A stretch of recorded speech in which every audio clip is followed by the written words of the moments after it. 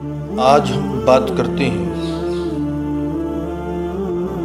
وضو میں جو فرائض ہیں ان کو کس انداز میں دھونا چاہیے اور دھونے کا مطلب کیا ہے۔ آج دیکھا جاتا ہے ہمارے بہت سے مسلمان بھائی وضو کرتے ہیں، چہرہ دھوتے ہیں، ہاتھ دھوتے ہیں، بس انہوں نے تھوڑا سا پانی کی چھپا کے مارے تو انہوں نے سوچا کہ وضو ہو گیا۔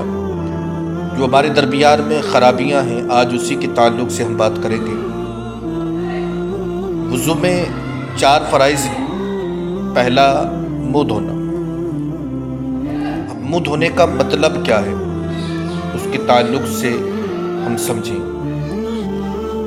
کہ شروع پیشانی سے، یعنی جہاں سے بال جمنے کی انتہا ہو، یعنی کہ جہاں سے بال اگتے ہیں وہاں سے اور تھوڑی کے نیچے تک، اور ایک کان کی لو سے دوسری کان کی لو تک، یہ پورا منہ ہے۔ اس حد کے اندر جلد کے ہر حصے پر ایک مرتبہ پانی بہانا فرض ہے۔ یہ مسئلہ کہ جس کے سر کے اگلے حصے کے بال گر گئے یا جمے نہیں، اس پر وہیں تک منہ دھونا فرض ہے جہاں تک عادتاً بال ہوتے ہیں، اور اگر عادتاً جہاں تک بال ہوتے ہیں اس سے نیچے تک کسی کے بال جمے تو ان زائد بالوں کا جڑ تک دھونا فرض ہے۔ مسئلہ نمبر 2، مونچھیں یا بھوؤں یا بچی کے بال گھنے ہوں کہ کھال بالکل نہ دکھائی دے تو جلد کا دھونا فرض ہے، نہیں بالوں کا دھونا فرض ہے۔ اور اگر ان جگہوں کے بال گھنے نہ ہوں تو جلد کا دھونا بھی فرض ہے۔ مسئلہ نمبر 3، اگر مونچھیں بڑھ کر لبوں کو چھپا لیں تو اگرچہ گھنی ہوں تو مونچھیں ہٹا کر لب کا دھونا فرض ہے۔ مسئلہ نمبر 4، داڑھی کے بال اگر گھنے نہ ہوں تو جلد کا دھونا فرض ہے، اور اگر گھنے ہوں تو گلے کی طرف دبانے سے جس قدر چہرے کی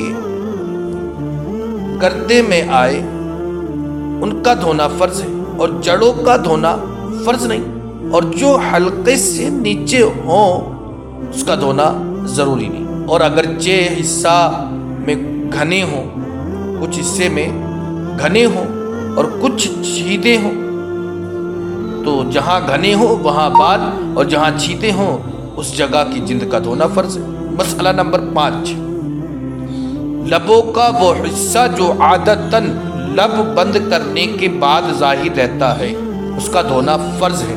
تو اگر کوئی خوب زور سے لب بند کر لے کہ اس میں کا کچھ حصہ چھپ گیا کہ اس پر پانی نہ پہنچا نہ کلی کی کہ دھل جاتا تو وضو نہ ہوا۔